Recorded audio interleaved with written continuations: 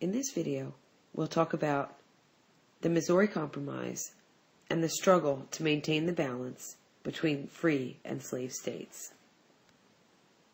The Missouri Compromise, the effects can be seen here on this map. Sectional tensions involving the rivalry between the slave South and the free North over control of the West were stunningly revealed in 1819 concerning Missouri. The territory of Missouri in 1819 knocked on the doors of Congress for admission as a slave state. The fertile and watered area contained sufficient population for statehood, which means that they had reached a population of 60,000. But the House of Representatives stymied the plans of the Missourians by passing the Talmadge Amendment, which stipulated that no more slaves should be brought into Missouri, and provided for the gradual emancipation of the children born there. A roar of anger burst from the slave-holding Southerners. They were joined by many depression-cursed pioneers who favored unhampered expansion of the West, and by many Northerners, especially die-hard Federalists, who were eager to use the issue to break the back of the Virginia dynasty.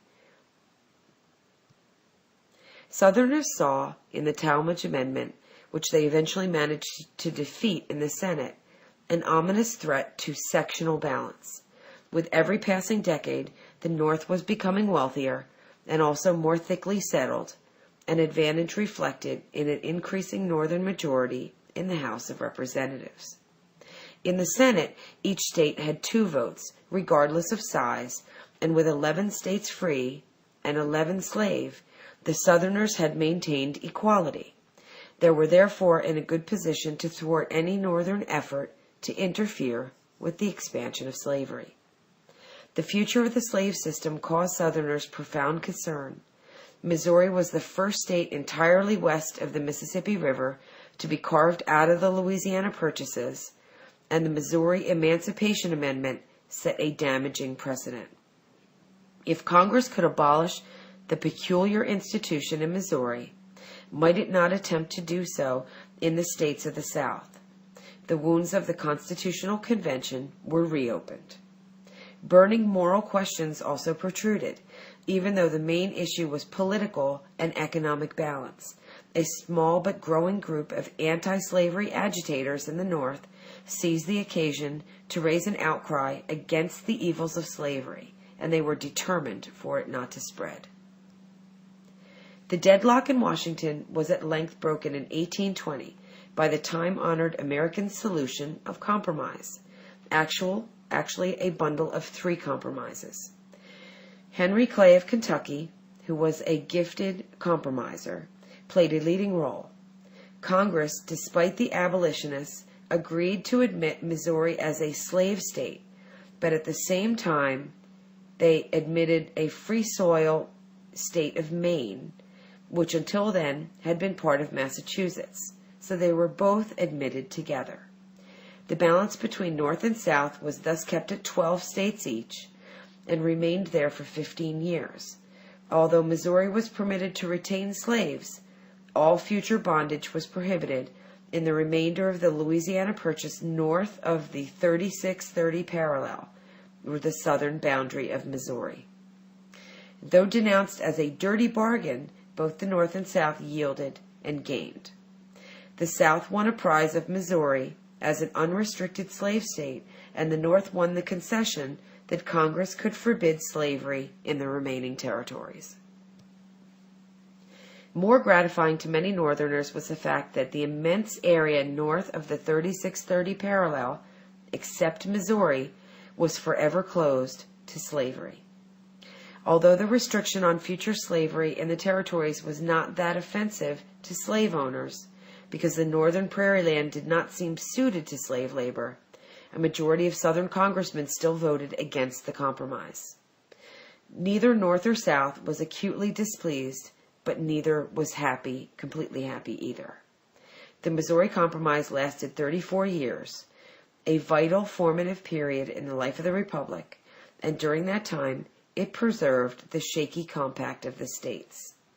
Yet the embittered dispute over slavery heralded the future breakup of the Union, even after the morality of the South's peculiar institution was an issue that could not be swept under the rug.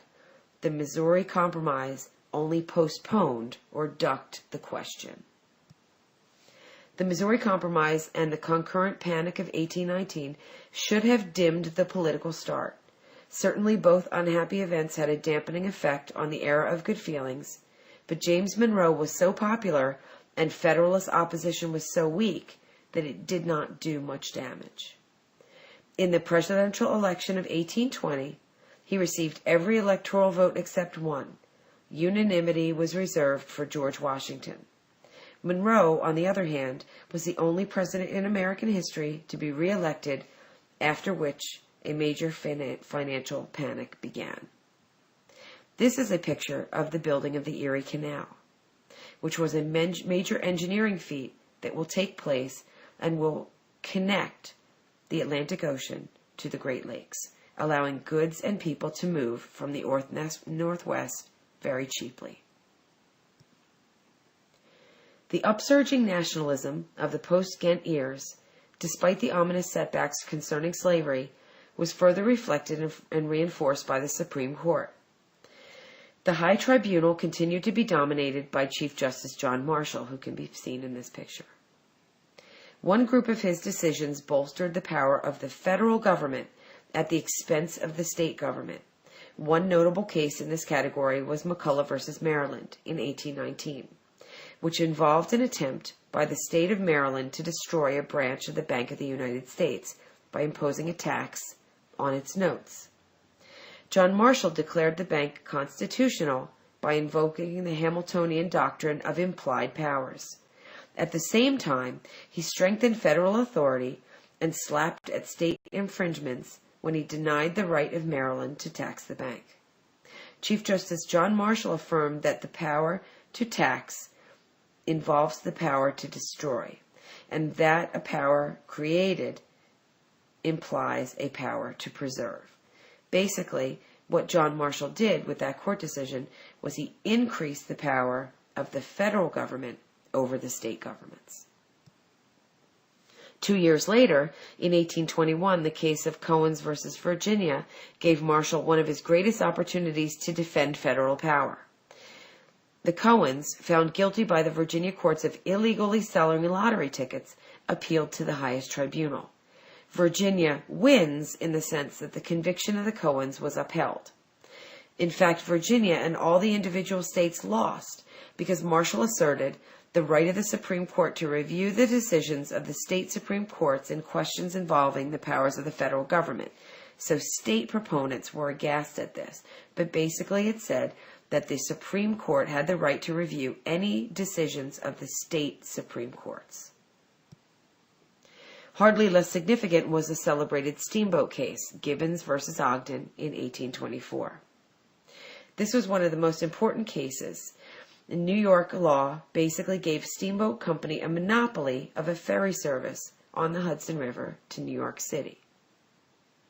The commerce between New York and New Jersey was in question. Marshall sternly reminded the upstart state that the Constitution conferred on Congress alone the control of interstate commerce, and thus struck with one hand a blow at states' rights, while upholding the other sovereign powers of the federal government. Interstate streams were cleared of the judicial snag. Basically, Marshall rejected the law, said the power of Congress over interstate commerce was absolute, and gave the term commerce a very broad definition. Another Marshall's decisions bolstered judicial barriers against democratic or demagogic attacks on property rights. The notorious case of Fletcher versus Peck in 1810 arose when a Georgia legislature, swayed by bribery, granted 35 million acres on the Yazoo River country, Mississippi, to private speculators. The next legislature canceled the transaction. But the Supreme Court, with Marshall presiding, decreed that the legislative grant was a contract and that the Constitution forbids state laws from impairing contracts. This is most noteworthy as protecting property rights against popular pressures. It was also one of the earliest clear assertions on the right of the Supreme Court to invalidate state laws conflicting with the federal Constitution. Another principle was upheld in the case of Dartmouth College versus Woodward in 1819. Perhaps Marshall's most remembered decision, the college had been granted a charter by King George III in 1769, but the Democratic New Hampshire state legislature had seen to change it. Dartmouth appealed the case under alumnus Daniel Webster, and he reportedly pulled out all the stops and gave a very eloquent decision when he exclaimed, "It is, sir, as I have said, a small college, and yet there are those who love it." Marshall needed no dramatics in the Dartmouth case. Marshall put the states firmly in their place when he ruled that the original charter must stand, that it was a contract, and that the Constitution protected contracts against state encroachments. The Dartmouth decision had a fortunate effect of safeguarding business enterprise from domination by states' governments, and they would then escape public control. If Marshall was a molding father of the Constitution, then Daniel Webster was an expounding father. Time and again he left his seat in the Senate and explained his federalistic and nationalistic philosophy before the Supreme Court. The two men dovetailed strikingly with each other. Webster's classic speeches in the Senate, challenging states' rights and nullification, were largely repetitious of the arguments he had earlier presented before a sympathetic Supreme Court. Marshall's decisions and his national decisions were the most tenaciously endured during that era. He buttressed the federal union and helped to create a stable, nationally uniform environment for business, and checked the excesses of popularly elected state legislatures, and shaped the Constitution along very conservative, very centralizing lines. And we'll investigate these court cases more in class as well.